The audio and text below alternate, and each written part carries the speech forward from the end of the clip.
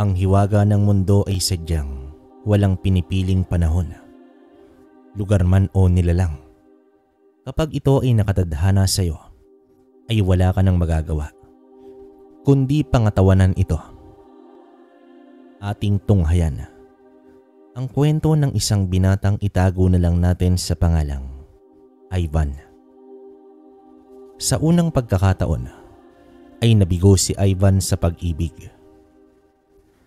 Sa edad niya na 22 ay unang tumibok ang kanyang puso, ngunit unang beses din itong nasaktan. Sa 5 buwan niyang relasyon kay Daisy ay nagtapos gawa nga sa panloloko ng babae. Isang araw ay sinadya ni Ivan na hindi magparamdam sa kasintahan niya dahil mansa rin nila mismo ng araw na yon. Balak niyang sorpresahin sana ang dalaga. Pagsapit ng hapon, mula naman sa trabaho, ay agad na nagtungo si Ivan sa flower shop at bumili na rin ng pagkain. Nang makarating si Ivan sa inuupahang bahay ni Daisy, ay sumilip muna siya sa bintana hanggang sa narinig niya ang tawa ni Daisy na papalabas ng kwarto, subalit nakasunod sa kanya si Roger, ang ex-boyfriend nito. Tila naghahabulan pa ang dalawa hanggang sa nagyakapan at naghalikan. Tila napunit ang magandang araw ni Ivan. Imbis na siya ang magatid ng sorpresa, ay siya pa ang nagulat ng wagas. Napasandal siya sa pinto at dumausdos pababa. Natulala na lamang siya. Nais niyang mag-amok, subalit ayaw niya ng gulo at mas lalong ayaw niyang masaktan at mapahiya si Daisy sa mga tao. Iniwan niya ang bulaklak at pagkain sa paanan ng pinto at tahimik na lumisan sa lugar. Kinabukasan naman, sa kabila ng kalungkutan ay pinilit niyang magtrabaho, ngunit tila hindi pa natapos ang kamalasan ni Ivan. Dahil sa araw ding iyon, ay isa ito sa mga natanggal sa kanyang trabaho. Pre, ang malas natin. Pero mas malas ka. Niloko ka na. Natanggal pa. Uwi ka naman dito ng kaibigan niyang si Mateo. Huwag ka nga magbiro ng ganyan, pre. Akala mo ba madali maganap ng trabaho? Ayos lang yan, pre. Matagal na rin tayo nagtitiis sa manager natin dito. Kaya tara na. Kain muna tayo bago umuwi. Ikaw na lang, pre. Wala akong gana. Asus, ganyan ba talaga kapag heartbroken?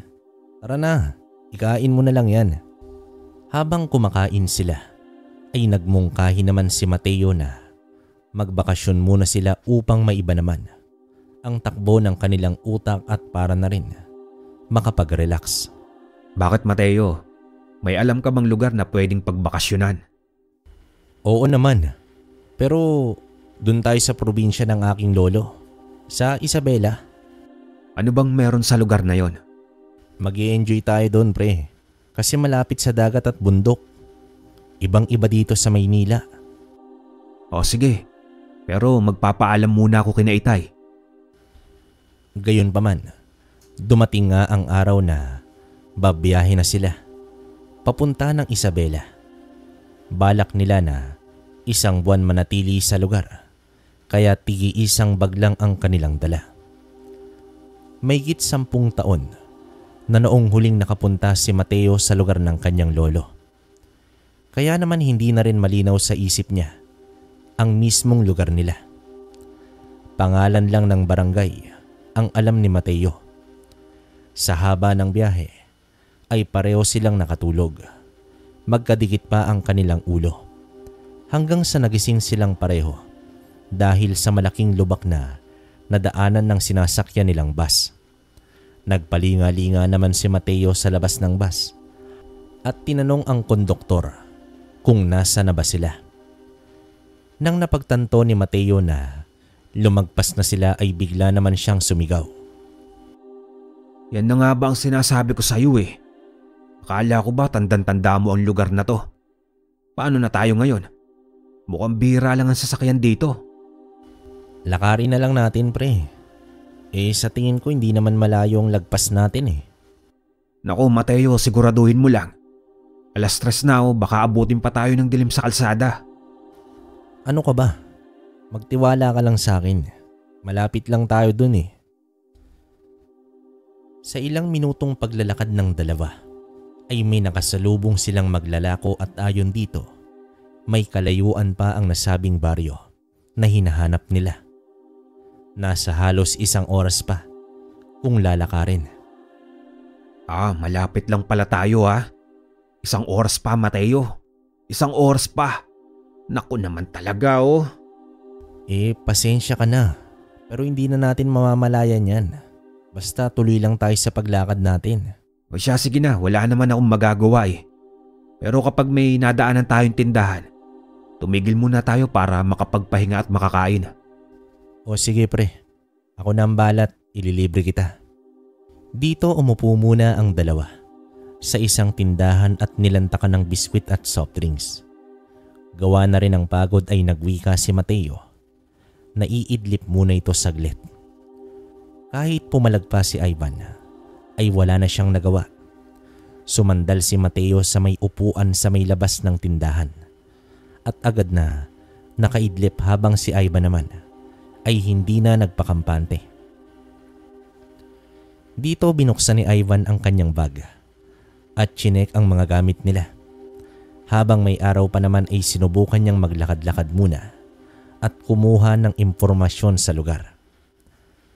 Sa kabuuan ay wala namang masamang istorya siyang nakuha sa lugar na bahagi ng Isabela.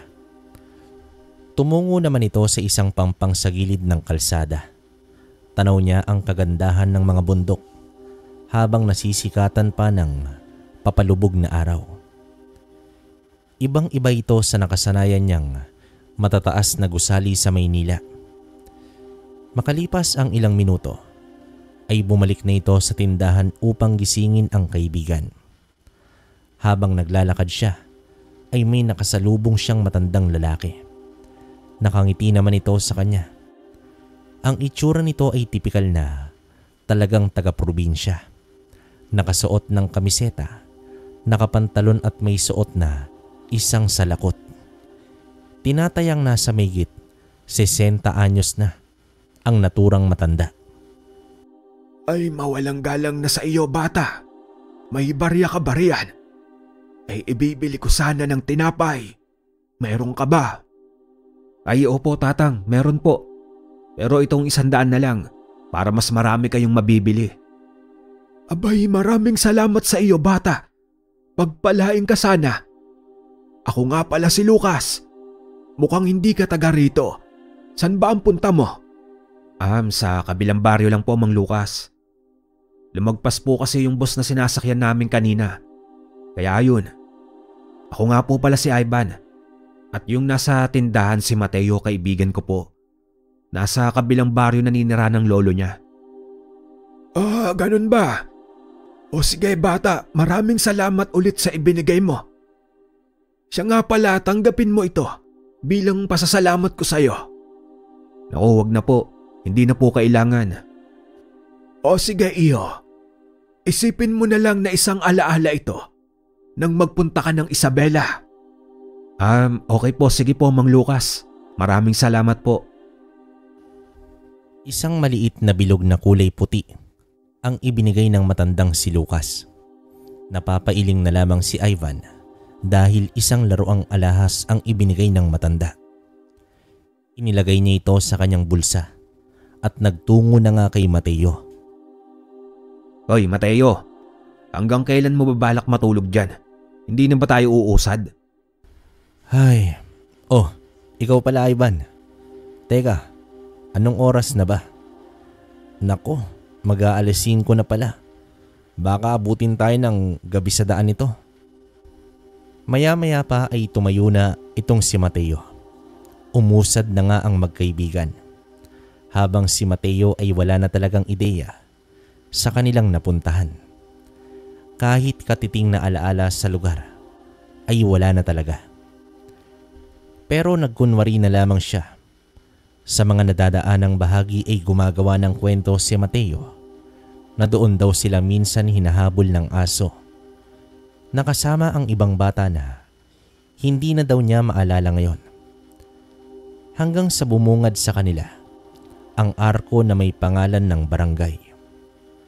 Sa tanawing iyon ay may naalala si Mateo. Ilang minutong lakaran pa ay bumungad kay Mateo ang bahay ng kanyang lolo. Hindi naman muna niya ito kinilala.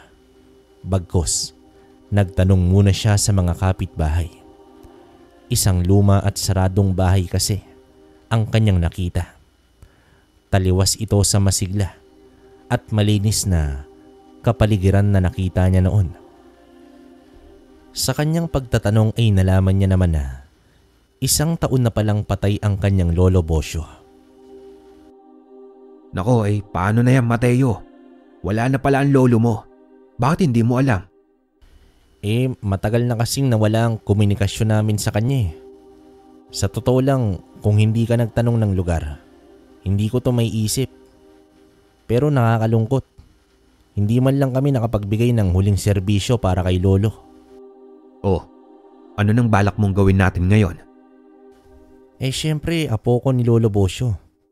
Siguro naman kahit papano ay may karapatan ako sa bahay niya. Konting ayos at linis lang to, okay na. Gayon pa man ay pumasok na nga sila sa bahay. Hindi na sila nahirapan dahil alambre lang ang ginawang lock sa pinto. Maalikabok man pero maayos pa naman ang loob. May mga telang nakatakip sa mga kagamitan. May kalakihan ang bahay pero wala na itong kuryente. Nagtiis na lamang ang dalawa sa kandila at lampara bilang ilaw nila sa gabing iyon. Aba, ayos to . Gagana pa pala ang gas kahit matagal na. Parang nasa lumang panahon tayo pre. Pero sa labas lahat may ilaw. Tayo lang ang naiiba . Okay lang ako dito. Pero paano yung mga cellphone natin kapag nalobat? Wag mo nang isipin yan, Ivan. Ako na bahala. Bukas bibigyan natin ng solusyon yan. Sa ngayon ang dapat nating gawin, umanap muna tayo ng makakainan. Nagugutom na ako . Teka, wala yata akong napansin na karinderya nang papunta tayo rito. Pero maraming tindahan. Bili na lang tayo ng delata. Tapos bukas pumunta lang tayo sa palengke. O sige, ako na ang bibili. Ayusin mo na lang ang lutuan natin ngayon. Sa pag-alis ni Mateo, ay sinuri ni Ivan ang kusina. May lumang pugon at mga panggatong siyang nakita. Sa gabing yon, ay nakaraos ang magkaibigan pero tila gumapang na ang pagkaburyong nila sa lugar. Bilang sanay sa malaking syudad, tila nabibingi na sila sa sobrang katahimikan. 9:00 pa lang ng gabi pero tila napakatahimik na sa lugar na yon. Sarado na ang mga tindahan at wala ng taong naglalakad sa kalye.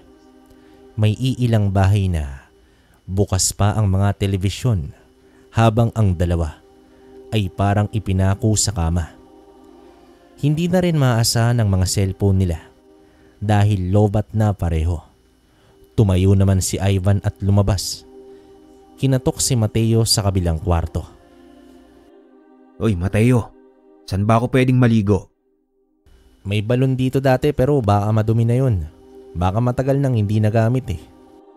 Saan ka ba kumuha ng tubig na pangsahing kanina? Sa mineral water. Pero di nakasya kapag ipinangligo mo pa yon. Sira ulo ka talaga.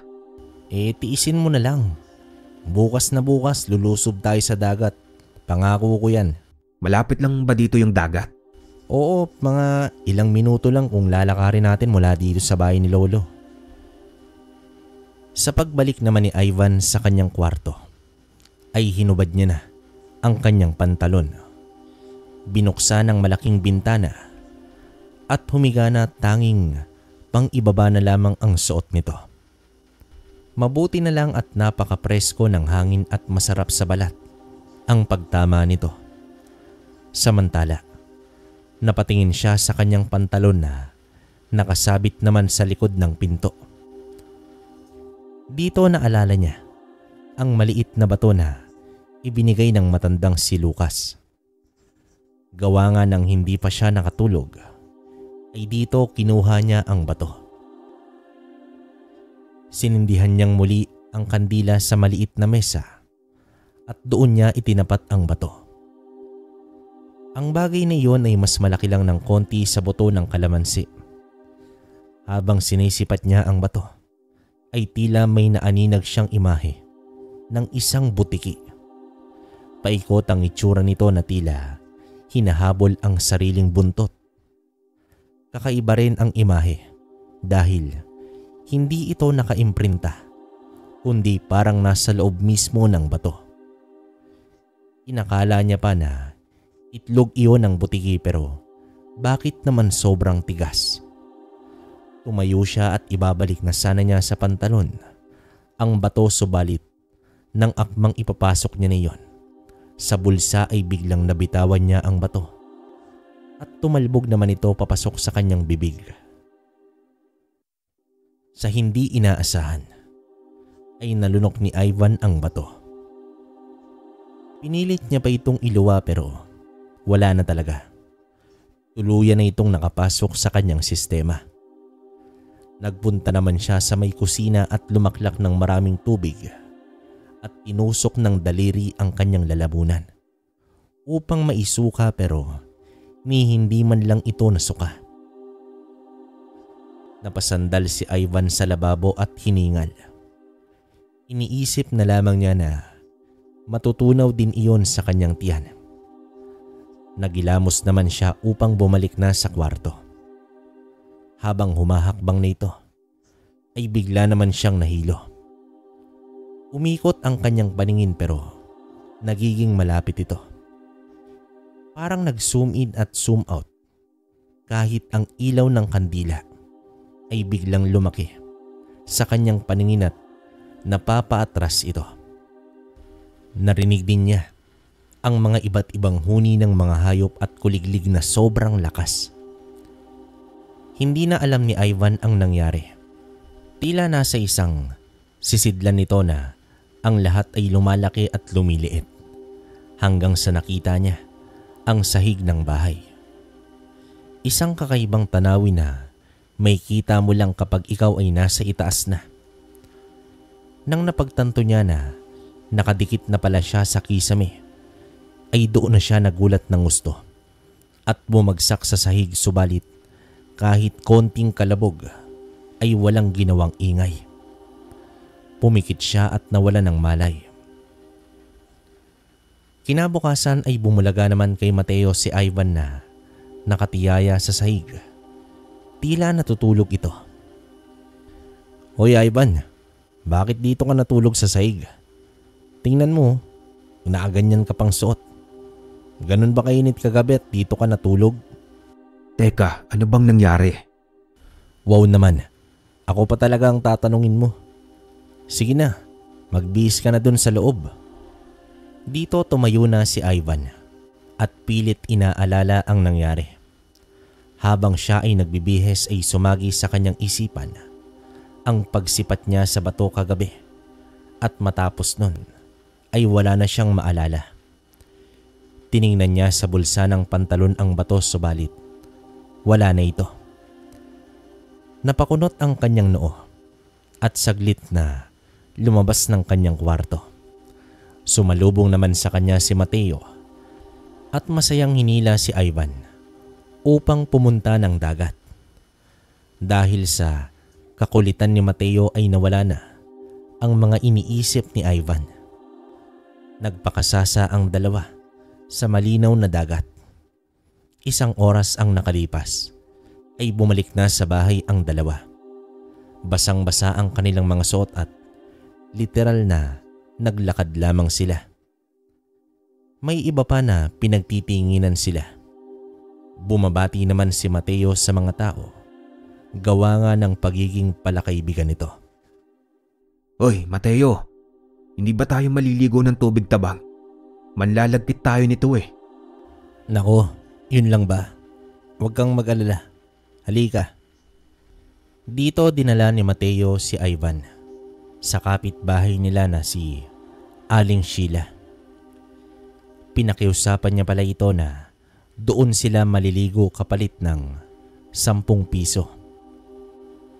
Mangyari kasi na naalala ni Aling Sheila si Mateo dahil na sa kwento nito. Sumunod agad si Ivan sa pagligo nang matapos na si Mateo.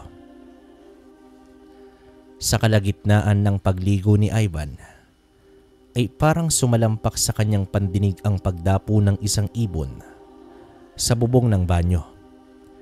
Dinig na dinig ito ni Ivan kahit ang pagkahig nito sa may nipa. Para bang naroroon mismo ang kanyang tenga sa paa ng ibong iyon. Napaupo naman at tinakpan ni Ivan ang kanyang tenga dahil halos mabingi na ito. Mabuti na lang at lumipad na ang ibon. Labis naman ang pagtataka ng binata sa nangyari. Tumigil siya ng ilang minuto at nagpatuloy na sa kanyang pagligo. Hindi man siya mapakali pero pilit niya yung ikinubli sa kaibigan. Pinilit ni Ivan na maging normal ang lahat. Magkasama sila sa palengke upang bumili ng uulamin sa buong araw. Nang makakita sila ng karinderya, ay nagpasya ang magkaibigan na doon na lamang mag-almusal. Maraming tao sa buong lugar, kahit sa mismong palengke. Pakiramdam tuloy ni Ivan ay nasa balintawak siya. Nang makapili na sila ng pagkain ay sumenyas naman si Mateo na mauna na si Ivan at maganap ng pwesto at siya na ang magdadala ng pagkain nila. Sa pag-upo naman ni Ivan, agad niyang tiningnan ang cellphone niya kung may mensahe ba subalit wala.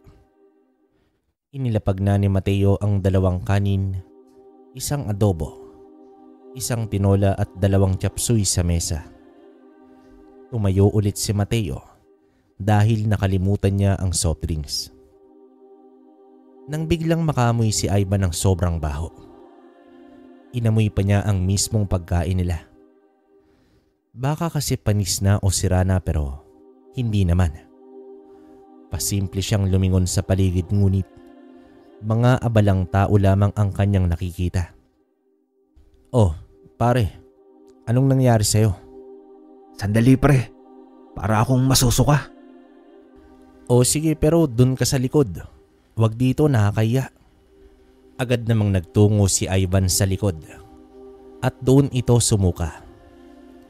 Halos bumaliktad ang sikmura niya. Sa naamoy niyang parang nabubulok na laman at patay na hayop sa mismong loob ng karinderya. Pero nagtataka siya kung bakit siya lamang ang nakakaamoy. Sa kabilang tindahan ay bumili ng candy at yosi si Ivan. Matagal na itong tumigil sa pagsisigarilyo. Pero nang sandaling iyon, ay tila iyon lamang ang magpapawala ng sama ng kanyang sikmura. Tinext na lamang niya si Mateo na ibalot na lamang ang kanyang pagkain. Ano bang nangyari sa'yo pre? Ayos ka lang ba? Pare, hindi mo ba naaamoy doon sa loob? Ang alin ba? Yung napakabahong amoy. Parang laman na nabubulok. Anong mabaho ang bango-bango nga ng mga putahe. Ayos ka lang ba? Ewan ko. Siguro baka nalamigan lang ako. Alam ko na. Natulog ka kasi sa sahig ng nakaubad Tara na nga, bumili na lang tayo doon sa may palengke. Samantala, nakakbay si Ivan kay Mateo nang papasok sila sa palengke nang bigla siyang may naramdamang kakaiba sa kanilang likuran. Kung nasaan ang karinderya. Pasimpleng lumingon si Ivan at nakita niya ang isang lalaki na nakaupo sa loob at nakatitig sa kanya. Titig ito na tila nagbabadya ng panganib. Agad na lumingon pabalik si Ivan at iwinakse ang nakita. Simula noon ay hindi na mapakali itong binata. Pinilit niyang makiayon sa mga kwento ni Mateo. at panay tango na lamang kung ano ang binibili ng kaibigan niya. Hanggang sa makauwi sila ay agad nagtanggal ng damit si Ivan at uminom ng maraming tubig. Pre, Ivan, kumain ka na muna. Mag-alas 10 na. Wala pang laman ang sikmura mo. Oo pre, kakain ako. Ayos ka lang ba talaga pre? Alam mo, nag-aalala na ako sa'yo. Bakit parang ang weird mo simula pa kaninang umaga? Tumitig lang naman si Ivan at nag-umpisang kumain. Hinayaan na lamang ito ni Mateo at nag-ayos na lamang ng bahay. Ito ang unang araw nila sa bahay at marami pa silang lilinisin lalo na sa labas. Pagsapit ng 1:00 ng hapon ay naupo ang magkaibigan sa kahoy na upuan sa ilalim ng malaking puno ng mangga. Napakalilim at masarap ang hangin doon. Sa mga oras na lumipas ay pansin ni Mateo ang pagiging balisa ni Ivan. Kaya naman seryoso niya itong kinausap. Pre, Ivan, sa pagkakaalam ko, matalik tayong magkaibigan, di ba? Pwede bang sabihin mo sa akin ang nangyari sa'yo? May sakit ka ba? Masama ba ang pakiramdam mo? O gusto mo nang bumalik ng Maynila? Sabihin mo lang. Tumitig lang naman ng seryoso si Ivan sa kaibigan. Isang titig na noon lamang nakita ni Mateo. Isang titig na may pag-aalala at takot. Mateo, hindi ko alam kung anong nangyayari sa akin. Kaninang umaga na nakita mo ako sa sahig na tulog. Hindi ko alam kung paano nangyari yun. Habang naliligo naman ako kanina kina Aling Sheila, dinig na dinig ko yung pagdapo ng ibon sa bubong. Sobrang lakas sa pandinig ko. Yung naaamoy ko naman sa karinderya na sobrang baho at ang kakaibang titig ng lalaki habang papalayo tayo sa karinderya. Lahat yun ay pinagtatakahan ko lahat. Hindi ko masabi kung bakit. Matapos nito ay bahagyang natigilan si Mateo at hindi alam kung ano ang sasabihin. Teka lang ha. Wala ka bang naalala kahapon na nangyari o ginawa mo? Sandali. Habang tulog ka sa tindahan, may nakilala akong matanda si Mang Lucas.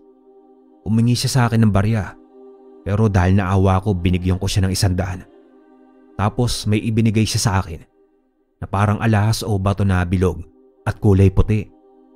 Nasa ng bagay na yun? Dito bahagyang nag-isip si Ivan hanggang sa naalala niya na ang nangyari. Agad siyang tumayo at pumasok sa loob ng kwarto. Sumunod naman dito si Mateo. May kinuha sa bulsa ng pantalon si Ivan ngunit wala na ito. Pare, totoong nalunok ko ang batong yon.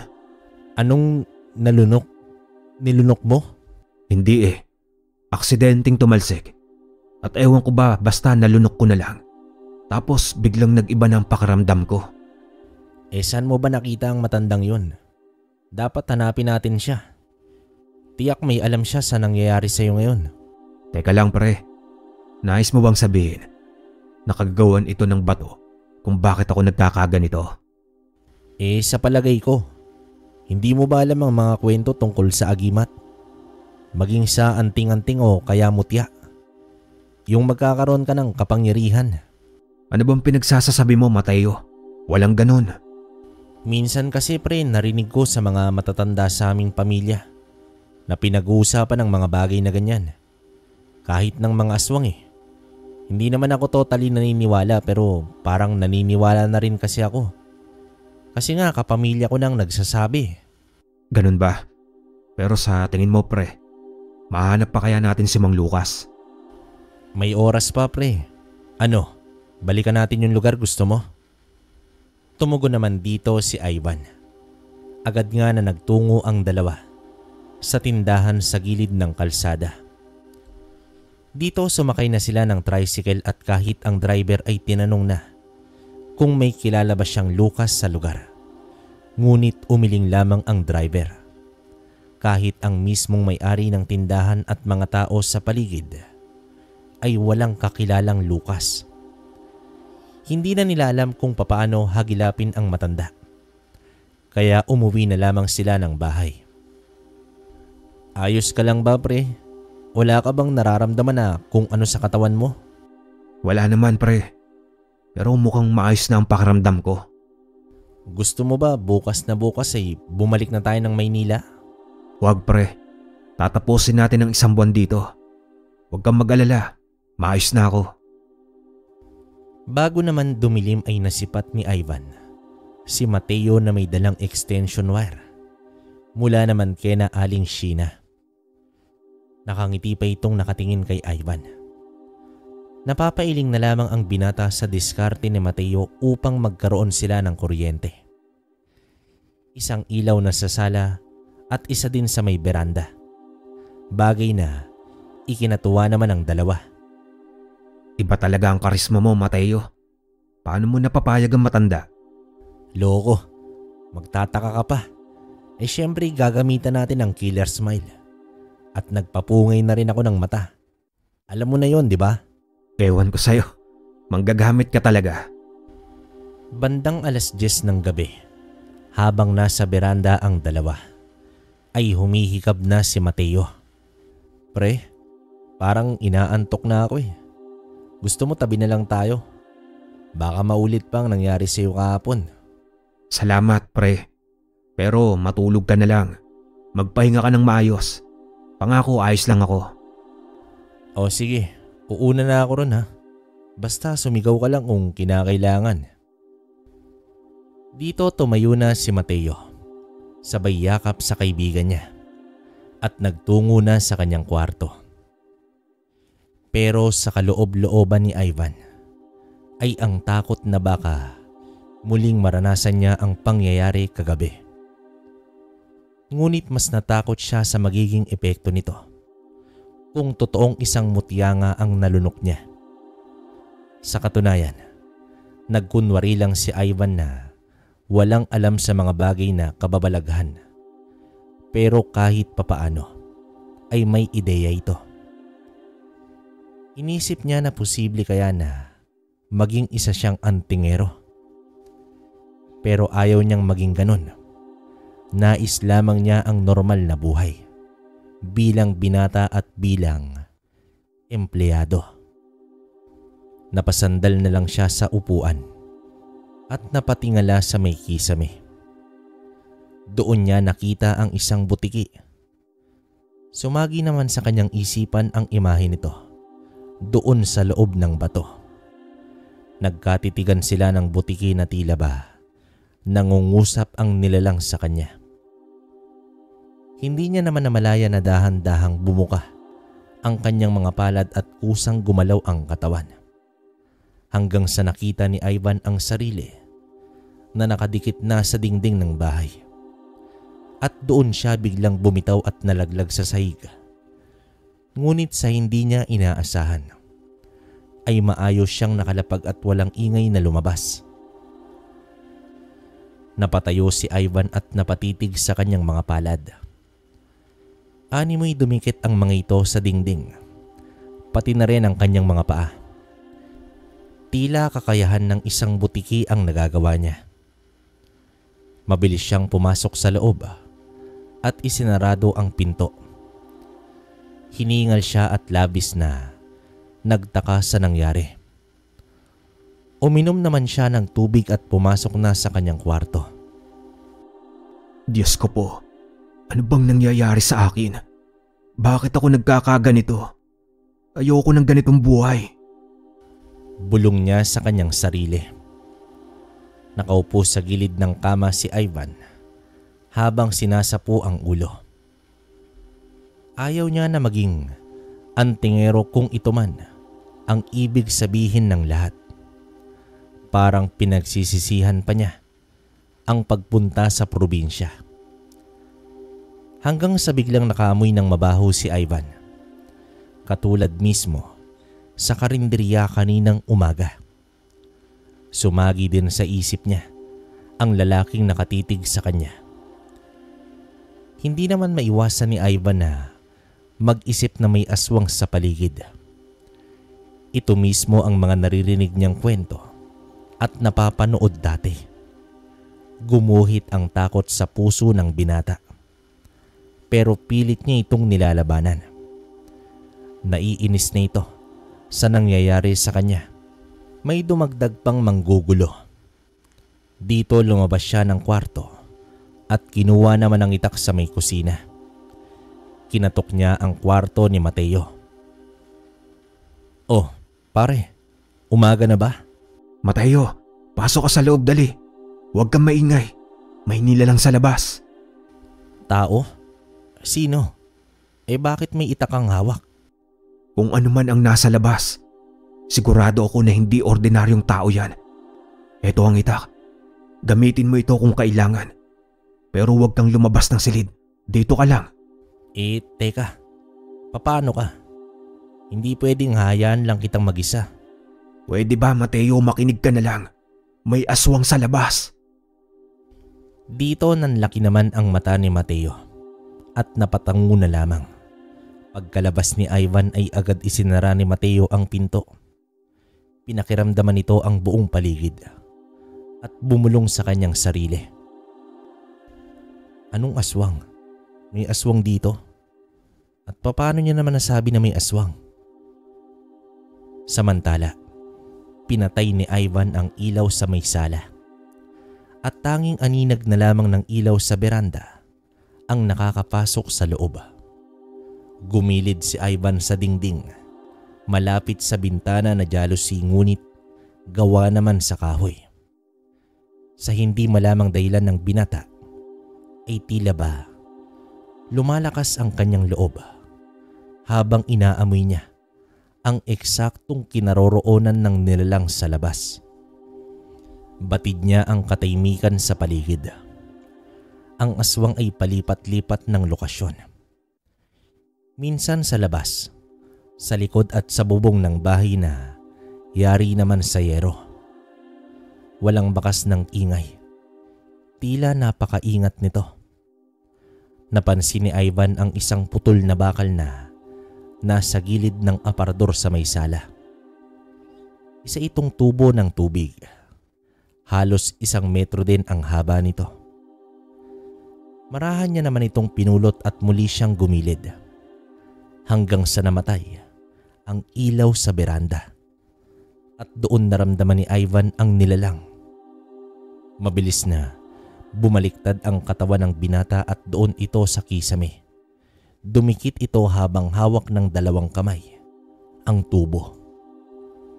Sa mga sandaling yon ay marahang lumabas ng kwarto si Mateo nang biglang may sumipa sa pinto at bumulaga naman kay Mateo ang isang nilalang na animoy halimaw ang itsura.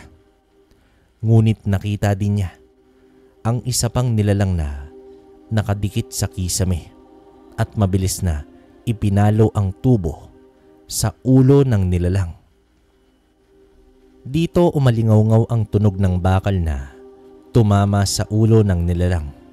Napatras ito at nasalpak sa railing ng beranda. Mabilis na bumaba naman ang lalaki na nasa kisame at muling sinugod ang nilalang at walang patid na pinagpapalo ito ng tubo. Hanggang sa tumalo na ito at tuluyang naglaho. Nang buksan ni Mateo ang ilaw, ay tumambad sa kanya si Ivan.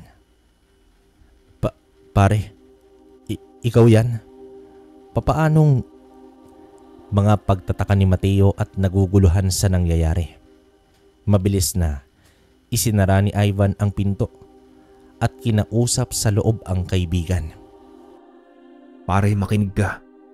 Mukhang alam ko na ang nangyari sa akin. Dahil ito sa bato ni Mang Lucas. Hindi ko alam pero may kakayahan ako, katulad ng isang butiki. Ito na rin ang imahe na nakita ko sa mismong bato.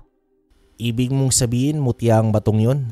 So, isa ka na ngang antingero, pre. Hindi ko alam, Mateo. Pero ito yung naririnig ko sa mga kwento. Pero pare, ayoko sa ganitong buhay. Hindi ito normal. Ayoko maging antingero. Sa tingin mo ba, pre, bibigay sa iyo ng basta-basta yan ang matanda na yon? Nang wala siyang dahilan? Natahimik naman dito si Ivan. at napabuntong hininga na lamang. Maiba tayo pre. Sino ang ngalimaw kanina? At bakit niya tayo sinugod ng ganun? Pakaramdam ko, siya yung lalaki sa karinderya kanina. Naaamoy ko. Pero bakit siya narito? Anong gagawin niya? Papatayin ba niya tayo? Huwag kang magalala pre. Nakita ko naman ang nagawa ko kanina. Hindi ko hahayaan na masaktan ka niya. Ano kaya pre kung umuwi na lang tayo ng Maynila? Oo Mateo, mas mabuting umuwi ka na para maging ligtas ka. Pero hindi ako aalis sa lugar na ito habang nariyan pa ang aswang. Ang gulo mo naman. Akala ko ba ayaw mo sa mutyang yan? Hindi ko alam pre, pero parang may nagsasabi sa kalooban ko na kailangan kong tapusin ang aswang na yon dahil magdudulot ito ng salot sa lugar na to. Kung ganun hindi kita iiwan dito. Sabay tayong pumunta. Sabay rin tayong babalik ng Maynila. Nang gabing iyon ay wala nang balak matulog ang dalawa. Naghanda ng kape si Mateo habang inayos naman ni Ivan ang ilaw sa labas. Habang nasa mesa sila ay binuksan nila ang bintana sa may sala. Tila inaabangan kung babalik ba ang nilalang kanina. Ang itak ay nasa gilid ng dingding katabi mismo ni Mateo. Ganon din ang tubo na nasa tabi lang din ni Ivan. Naghagis din ng asin sa labas ng bahay itong si Mateo. Sa naranasan nating ito pre, inaalala ko yung mga pangontra ng aswang Bukas bibili tayo ng maraming asin at bawang. Pero sa totoo lang, takot na talaga ako pre. Ako man din pero ewan ko ba pre. Pakiramdam ko kanina ang lakas-lakas ko. May takot man pero nananaig ang tapang at pagnanasang matalo ang nilalang.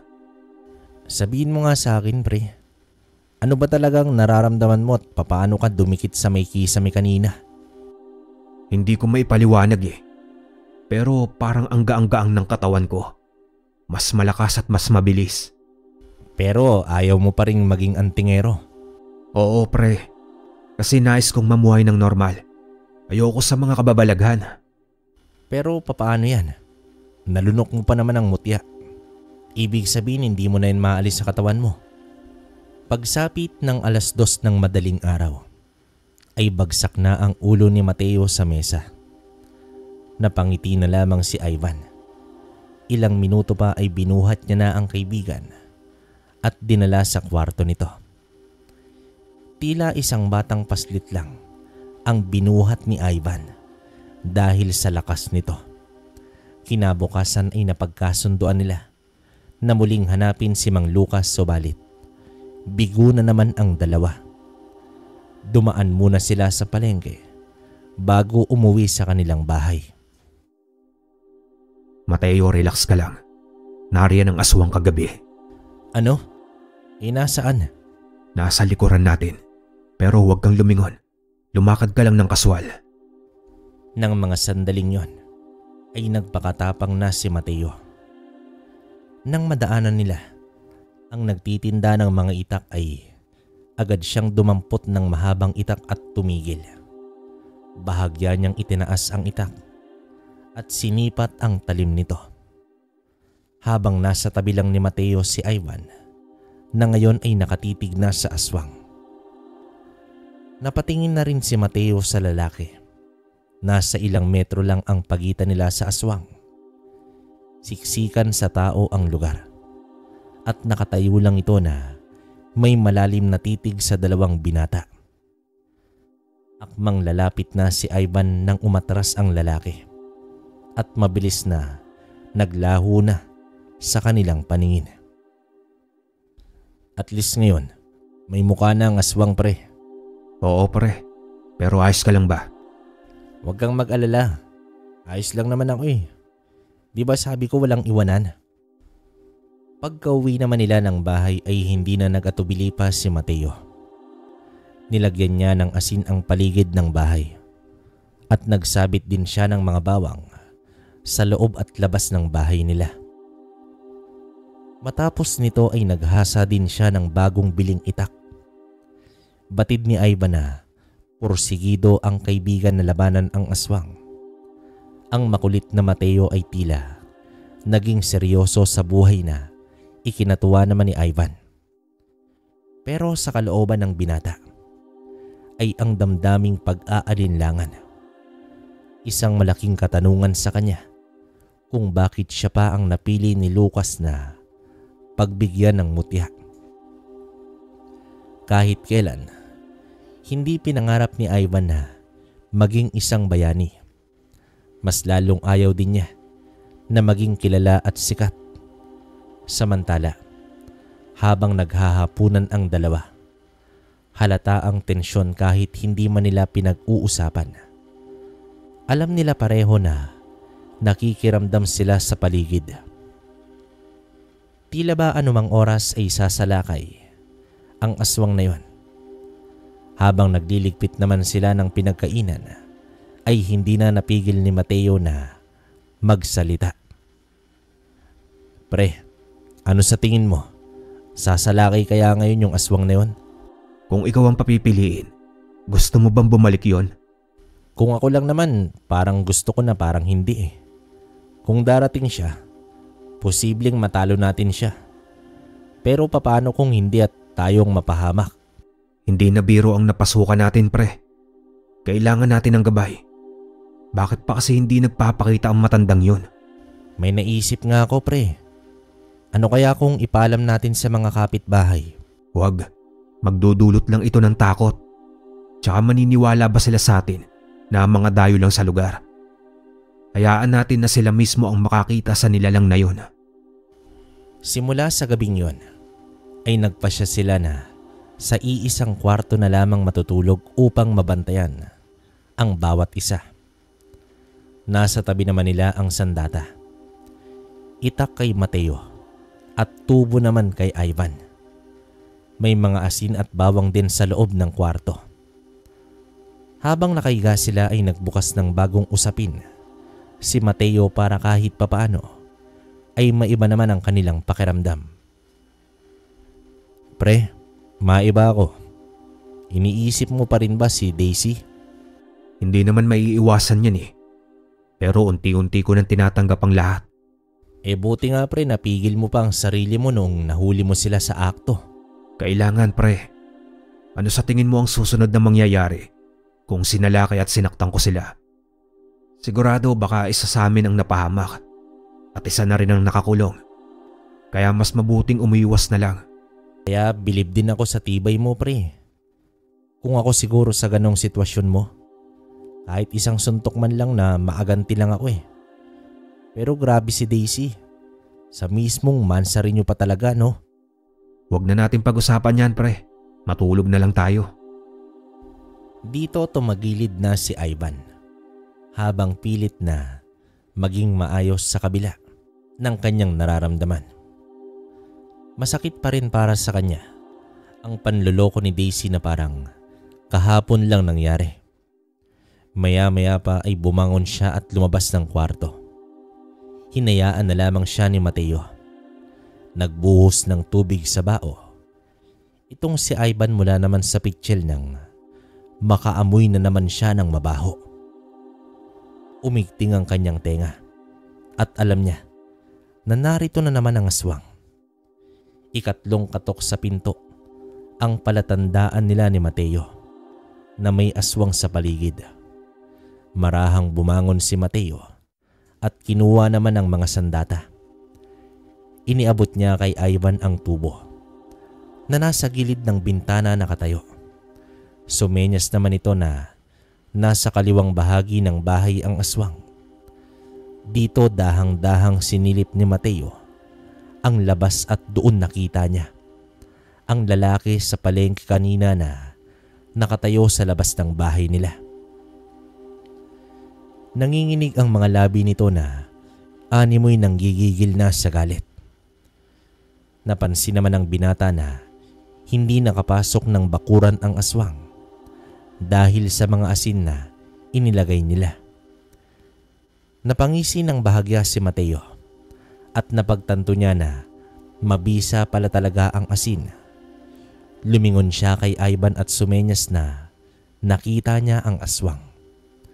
Lumakad siya ng may pag-iingat at kinuha ang asin sa may mesa, habang si Ivan naman ay nakasilip na rin sa bintana. Naroon nga ang aswang, subalit hindi pwedeng magtitigan na lamang sila. Kaya naman nagpasya na itong si Ivan na lumabas. Sino ka at ano ang kailangan mo sa amin? Kayo ang sino? At ano ang ginagawa niyo sa lugar na ito? Nagbabakasyon lang kami dito. Bahay ito ng lolo ng kaibigan ko. Bakit mo kami ginugulo? Anong meron ka, bata? Bakit nagawa mo kong kontrahin noong nakaraang gabi? Wala ka na doon. Sagutin mo na lang ang tanong ko. Anong kailangan mo sa amin? Mukhang matigas at palabang kang bata ka. Hindi ka ba natatakot sa buhay mo? Mukhang ako yata ang dapat magtanong sa'yo niyan. Bakit ayaw mong lumapit at nananatili ka lang dyan? Di ba nakapasok ka nga dito noong nakaraan? Gawin mo ulit ngayon. Hindi naman sumagot ang aswang. Bagkus gumuhit ang galit na mukha nito na may dalang pagbabanta. Ilang saglit pa ay biglang tumalon ang aswang at naglaho naman ito sa dilim. Sa pagkawala ng aswang ay nabunutan ng tinik si Ivan. Sa katunayan, pinilit niya lang na maging matapang pero takot na ito. Napayakap siya kay Mateo nang makapasok naman muli sa bahay. Ayos akala mo kung sinong matapang kanina. At ngayon kung makayakap parang tuko. Hayaan mo na pre. Grabe ang bigat ng presensya ng aswang na yun. O sige na, kukuha lang ako ng tubig. Pero effective pala yung asin pre. Tingnan mo, hindi nakalapit ang animal na yon. Bukas maglalagay ulit ako. Mas dadamihan ko pa. Kailangan magwakas na ang kahibangan ng aswang na yon. Kinabukasan naman ay sinadya ng magkaibigan ang palengke upang hanapin ang aswang. Sa ilang minutong paikot-ikot sa palengke, dito nakita nga nila ang lalaki. Ayon sa kanilang napagtanungan, ang lalaking iyon ay si Omar, isang maghahabi ng salakot at basket. Kaya naman ginamit ni Mateo ang pagkakataon na malaman ang bahay ni Omar dahil balak niyang magpagawa ng maraming basket dito. Itinuro naman ang ginang kung saan nakatira itong si Omar. Bago naman magtakip silim ay naroroon na ang dalawa, malapit sa bahay ni Omar. Madali lang nila itong natuntun dahil nag-iisang bahay lang ito. Sa paanan ng burol at sa gilid nito ay naroon ang pagawaan ng salakot at basket. Matiyaga namang nagkubli ang dalawa sa mayayabong na halamanan. Bitbit ni Mateo ang bayong ng asin at nakasukbit naman ang itak sa kanyang tagiliran. Habang nasa kabilang bahagi naman si Ivan, bago pa tuluyang lumubog ang araw ay umuwi na nga itong si Omar. Tumigil muna ito sa pinto at suminghot sa hangin bago naman tuluyang pumasok. Nagkatinginan ang magkaibigan na nasa magkabila ang bahagi. Hindi naman nila tiyak kung naamoy ba sila ng aswang o hindi. Ang kanilang plano ay tatapusin na sa gabing iyon si Omar. Dahil kung hindi, ay paulit-ulit lang ito na pupunta sa kanilang bahay upang guluhin sila. Makalipas ang ilang minuto, ay wala silang nakitang paggalaw sa loob ng bahay ni Omar. Kahit ang magbukas ng ilaw ay hindi nito ginawa. May hinala naman si Ivan na natiktikan na sila ng aswang na yon. Subalit akmang lalapit na sana siya, ay bigla namang bumukas ang pinto. Tanging buwan ang nagbibigay liwanag sa paligid. Sa itsura naman ni Omar ay mukhang aalis ito. Saan ka pupunta, Omar? Dito natigilan naman ang aswang at bahagyang nagulat pa. Aba, paano mo ako nakilala at nalaman itong bahay ko? Hindi na mahalaga yon. Ano na naman ba ang binabalak mo? Tama na ang pananakot mo sa amin, Omar. Tapusin na natin to ngayon. Naririnig mo ba ang sinasabi mo, bata? Sayang napakabata mo pa at aaksayahin mo lang ang buhay mo sa lugar na ito. Hindi ako natatakot sa'yo. Wika naman dito ni Ivan habang nakapormang pang-atake na ang hawak niyang tubo. Dito bahagyang umatras si Omar at ibinuka ang mga kamay. Nagbago ito ng anyo na tila kamay na ng isang halimaw. Pati ang mukha nito ay nagbago na. Bahagyang humaba ang nguso at umusli ang mga pangil. Nababalutan din ng balahibo ang halos kabuuan ng katawan ni Omar. At ang mga mata ay nanlilisik at kulay apoy na.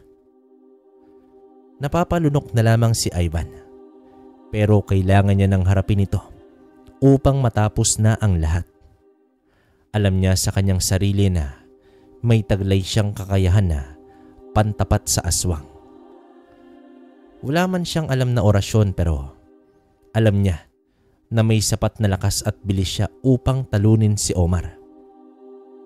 Sa isang iglap ay mabilis na sumugod itong si Omar. Nagulat naman dito si Ivan at nabangga siya ng kalaban dahilan upang matumba siya sa lupa. Umamba pa ng pagkalmot ang nilalang. Mabuti na lamang at nagip ito ni Ivan ng malakas na palo. Napatras itong si Omar at ininda ang pananakit ng kamay. Ngunit ang kakayahan ng isang aswang ay pambihira. Lumundag ito ng mataas at biglang naglaho. Kahit nagiging malapit at malaki na, ang mga nakikita ni Ivan ay hindi pa rin niya mahagilap kung saan nagkukubli ang kalaban. Nang biglang may sumugod mula naman sa kanyang likuran. Bumakas ang 4 na kuko sa likod ni Ivan, dahilan upang napasubsob ito sa lupa. Uundayan pa sana siya ni Omar, ngunit biglang lumitaw si Mateo sa likod ng aswang at buong lakas na sinabuyan ito ng asin. Kasunod nito ay ang walang habas na pagtaga ng binata at kung saan-saan na natamaan itong si Omar. Ngunit hindi rin nagtagal dahil nahawakan ni Omar ang itak at naagaw mula kay Mateo. Nang napagtanto ni Mateo na wala na siyang laban ay mabilis siyang tumakbo papalayo. Nakikita niya sa bawat lingon na lumulundag lang si Omar sa mga sanga. Wala na siyang naisip kundi buhusan ang sarili ng maraming asin. Sige aswang, lumapit ka. Ano gusto mo? Yakap o halik? Sige, lapit. Natigilan si Omar dahil sa nababalutan ng asin ang binata. Pero naghahanap pa rin ito ng tiyempo upang masugod itong si Mateo. Habang nag-aasar si Mateo, ay hawak naman niya ang dakot ng asin at umaamba na magsaboy kapag umaamba rin si Omar. Sa hindi inaasahan ni Omar, isang malakas na palo ng tubo ang tumama sa kanyang kaliwang bungo, dahilan upang mahilo ito at dumilim ang kanyang paningin. Nang matumba ang aswang, ay agad na ibinuhos ni Mateo ang natitirang asin sa bayong sa mismong pagmumukha ng aswang. Habang sinundan agad ni Ivan ng buong lakas na paghampas ng tubo. Hindi niya na mabilang kung ilang beses niya nang pinagpapalo ang aswang. Pisat na ang ulo at tumatalsik na ang mga dugo at utak ni Omar. Nang hindi na ito gumagalaw, ay saka pa lamang siya tumigil. Dito napatras ang binata. Hiningal at napaupo na lamang sa lupa. Mabilis naman na kumuha ng mga tuyong dahon ng saging at niyog si Mateo at sinilaban ang katawan ng aswang. Ano pare? Ayos ka lang ba? Oo, Mateo. Sa wakas napatay din natin ang hayop na yan. Napaka-brutal ng ginawa mo. Pero nararapat lang yan sa katulad ni Omar. Oo, pero maraming salamat sa tulong mo, Mateo. Ano ka ba? Maliit na bagay lang yun. Walang anuman yun, pre. Pero ikaw naman talagang tumalo sa animal na yan. Pare, iba ka na. Nakita akong lakas mo ngayon eh. Hindi ka na katulad dati na makaapak lang ng buhangin ay madadapa pa. Dito natawa na lamang ang magkaibigan. Hindi sila umalis hanggang sa natupok ang katawan ng aswang. Bago sila umalis sa lugar, ay sinunog pa nila ang bahay nito. Iniwan nila ang naglalagablab na bahay ng aswang. Mabilis din silang umalis bago pa may makapansin sa sunog na yon. Sa kanilang pag-uwi ay lumaklak sila ng tubig. Labis na pagod at pagkauhaw. Sumisilip din si Ivan sa labas kung may nakapansin ba sa kanila. Pre, wala naman sigurong nakakita sa atin, di ba? Ano naman kung meron? Dapat pa nga magpasalamat sila sa atin. Dahil napaslang natin ang aswang sa kanilang baryo, di ba? Kung sa bagay. Pero ni isa ay walang naginala na aswang si Omar. Tiyak marami na ang nakaalam sa sunog. Mas mabuting umalis na tayo bukas. Total tapos na rin naman si Omar. Kung ganun, mas mabuti pa nga, pre.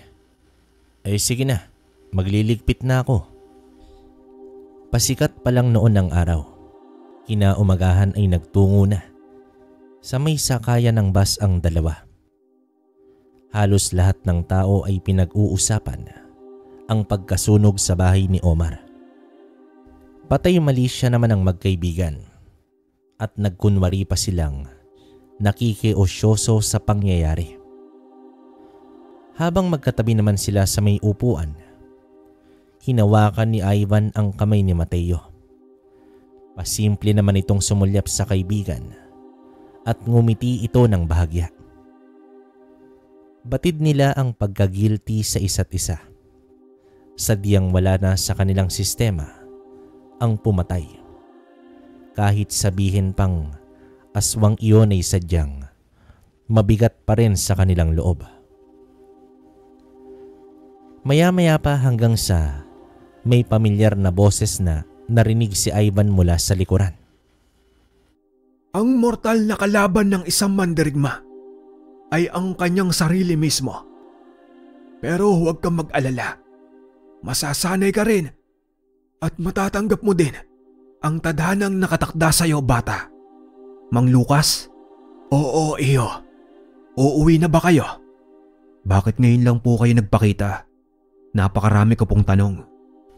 Natulala na lamang si Mateo habang nakatitig ito sa matanda. Tumayo naman si Ivan at lumipat ng upuan katabi ng matanda. Ano po ang ginawa niyo sa akin, Mang Lucas? Bakit po sa akin niyo ibinigay ang mutya? Abay, tagapamagitan lang ako. Ang mutya mismo ang pumili sa'yo. May magagawa ba ako?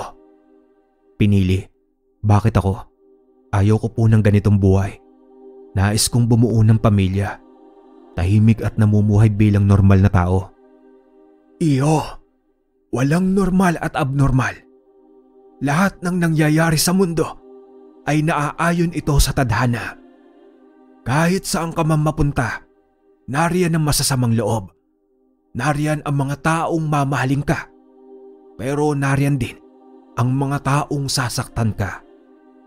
Ang bawat tao ay isang mandirigma.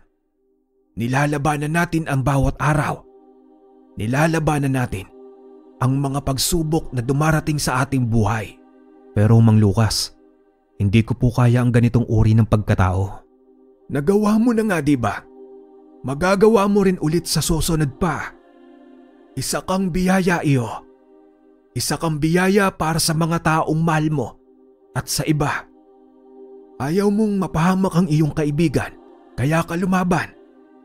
Kumikilos ka na bilang isang tunay na antingero. Ano pong gagawin ko, Mang Lucas? Wala. Mamuhay ka na naaayon sa nais mo, kasama ang mutya ng butiki.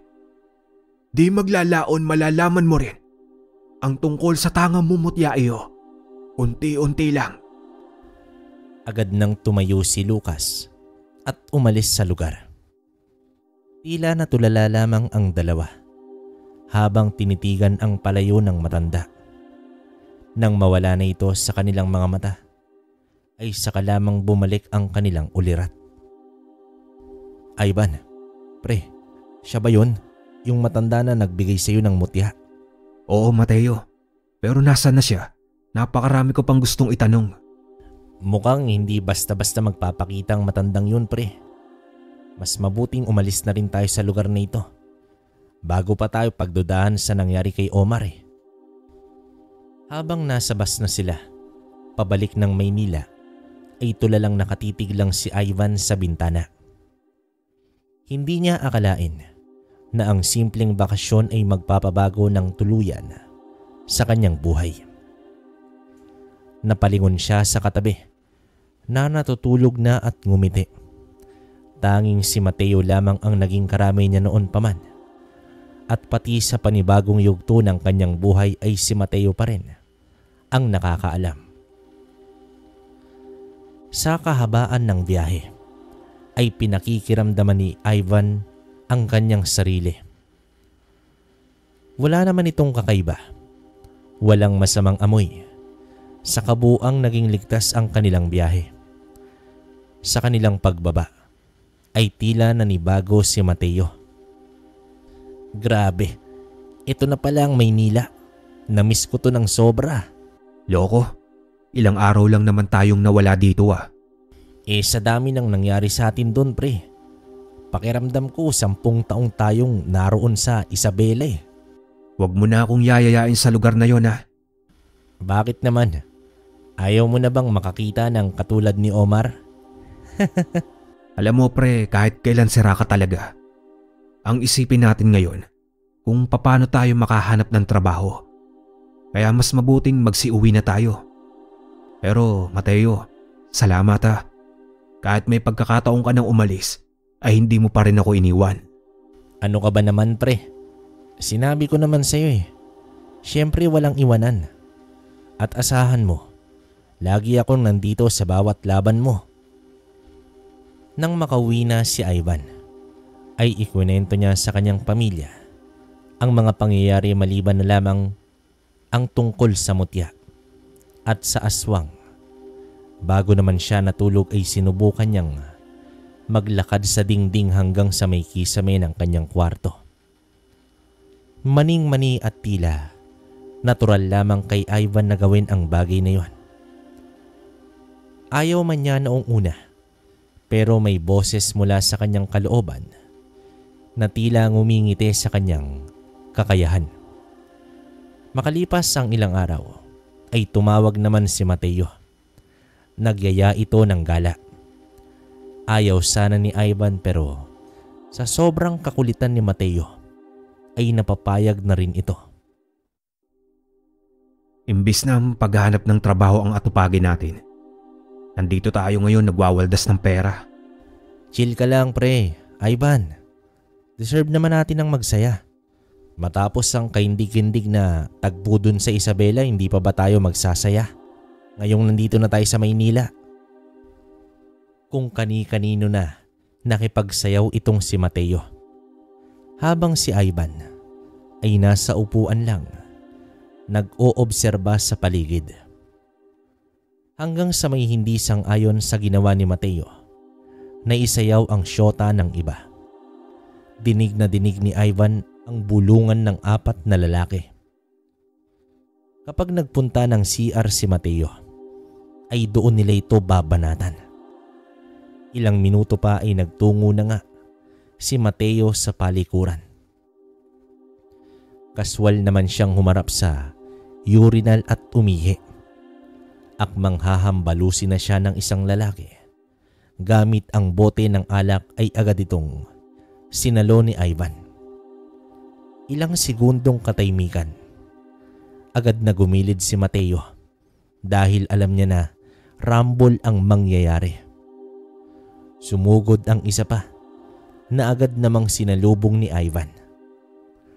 Sa loob lang ng ilang minuto ay napatumba lahat ni Ivan ang 4 na lalaki na walang kahirap-hirap.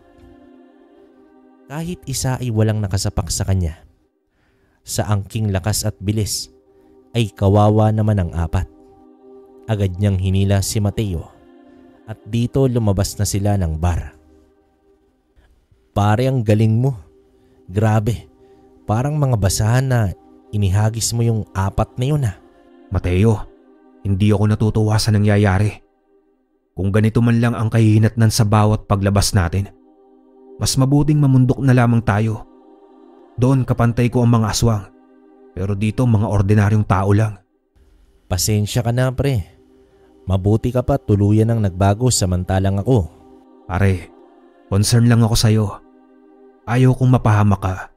Kaya tigilan na natin ang ganitong gawain. Pwede naman mag-inom na tayong dalawa lang. Sa unti-unti ay nahimasmasan si Mateo at binago na rin ang kanyang sarili. Hindi na sila bata at may panibagong responsibilidad na sa mga tao. Namuhay ang magkaibigan. Tila binuhusan ng swerte si Ivan dahil naging patok ang negosyo nilang spare parts ng mga sasakyan. Habang matagumpay ang dalawa sa Maynila, may hindi alam ang kanilang pamilya sa ginagawa ni Ivan at Mateo.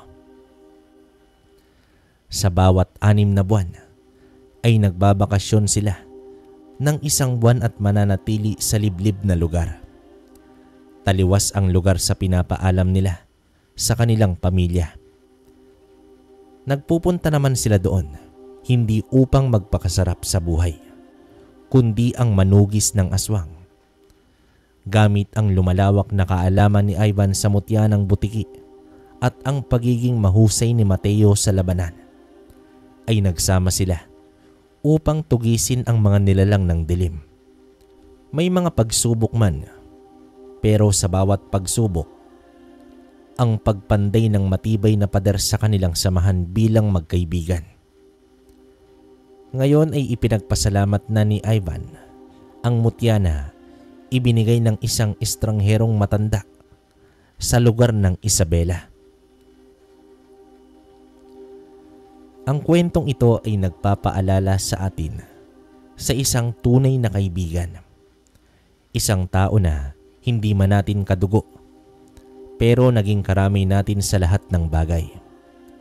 Ipinapakita din sa kwento na may nakatadhana sa atin. Ito man ay malapit o ito man ay malayo sa ating pinapangarap sa buhay. Ang mahalaga ay natutunan natin itong tanggapin sa paglipas ng panahon. Mga kabaryo, hanggang dito na lang ang kwento natin.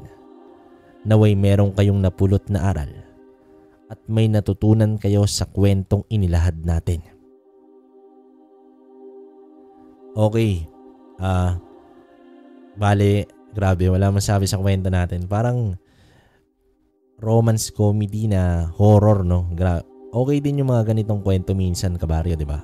Pero andun pa rin, kita nyo naman kung gaano kalakas ang mutya ng butike, no? Biruin nyo kasing laki lang ng, halos kasing laki ng buto ng kalamansi. Di ba? Talagang hindi ko rin alam kung pumasok mismo sa sistema ni Ivan, no? Kasi yun nga, pinilit niyang isuka, pero feeling ko naman talagang pumasok na yun. Hindi nga lang siya ganun na may aral sa orasyon o kung ano man. Pero feeling ko, katagalan naman nung hindi na nailahad dito. Feeling ko inaral niya rin naman. Saka naiwagan ako kay Mang Lucas, no? Pwede kasing estrangherong ermitanyo, di ba? Na talagang hindi lang sa Isabela, pwedeng anytime magpakita kay Ivan to. Grabe. Saka yun nga, ang ganda ng aral ng kwento natin na tunay na magkaibigan. So, kayo, kung may komento kayo sa kwento natin mga kabaryo, comment nyo sa baba para mabasa ko. Yun lang naman. Hindi ko nababayan yung komento sa mga patuloy na sumusuporta ng Kwentong Baryo. Maraming salamat. Bisitahin nyo rin yung kwentong kalakbay namin ni Tito Proy at kwento ni Kabaryo. Yan, saka yung bago natin na Dear Kabaryo tuwing Hapon yun, 4:30. 5:30 ng hapon onwards. So doon, mga short lang doon kung gusto nyo ng chill time, lalo na yung mga pauwi galing trabaho. Tutukan nyo yun, kwento ni Kabaryo. Dear Kabaryo, yung kwento ni Kabaryo umaga yun. So, kompletos regados na. Kayo na lang bahala mga Kabaryo. Paano? Hanggang dito na lang. Hanggang sa susunod na kwento. Maraming salamat.